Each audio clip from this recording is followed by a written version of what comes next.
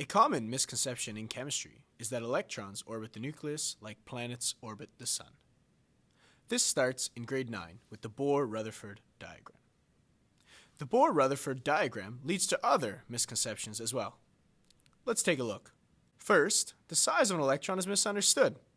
From the diagram, they look to be roughly the same size as the protons and neutrons. However, even though we can't actually measure the size of an electron, we assume they are much smaller than protons. Let me explain. If the mass of an electron was represented by this chocolate chip, then the mass of the proton would be represented by this pile.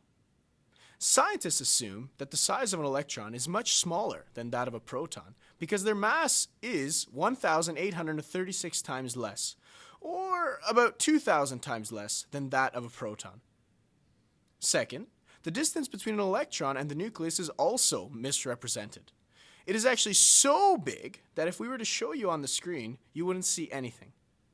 Disclaimer: for this video, we will continue to misrepresent the size and distance just so we can explain an electron's motion on screen.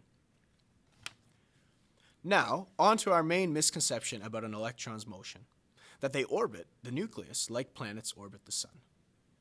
Based on the Bohr-Rutherford diagram, I can see how this misconception could form. Part of this problem may be that it is two-dimensional. Let's take a closer look.